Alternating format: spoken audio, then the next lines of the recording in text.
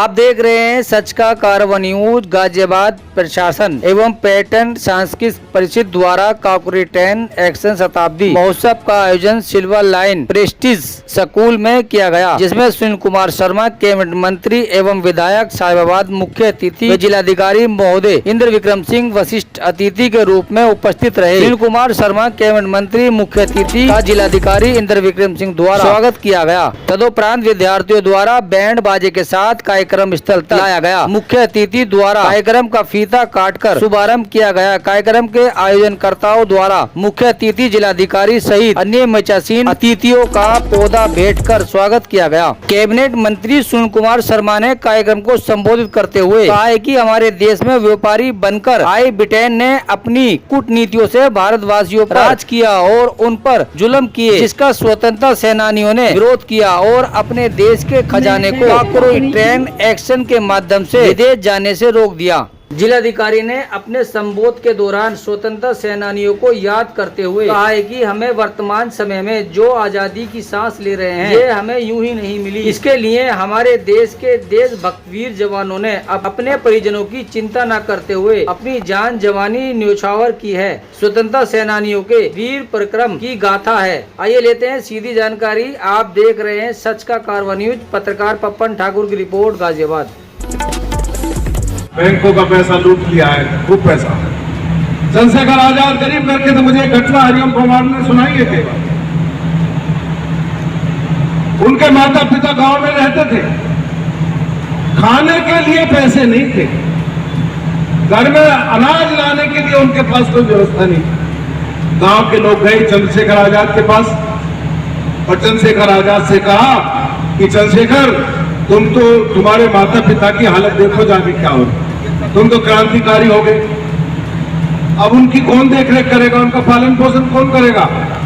तुम इतना खजाना लूटते हो, थोड़ा सा हमको दे दो, हम ले जाकर के उनकी व्यवस्था कर देंगे।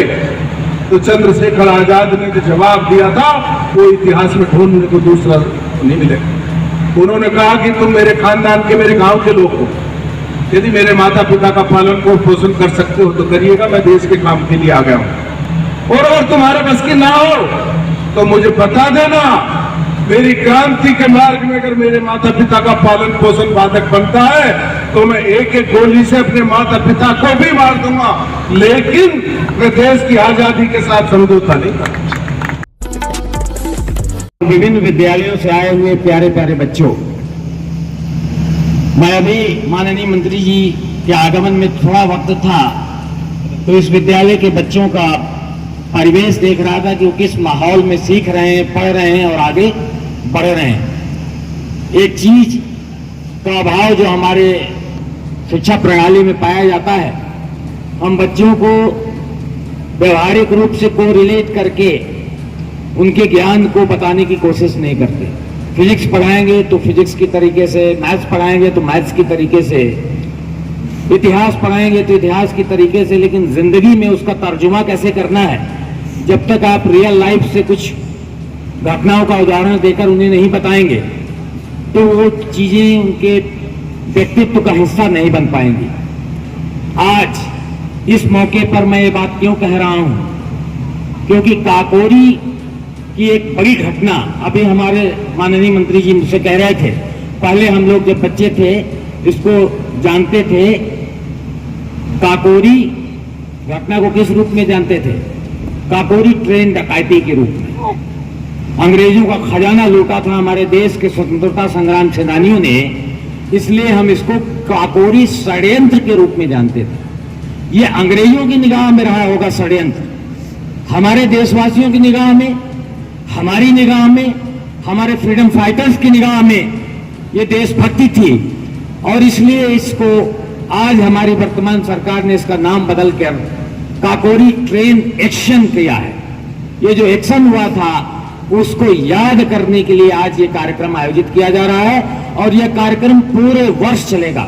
2019 में आज के दिन ही इस वर्ष भर चलने वाले कार्यक्रम का समापन होगा।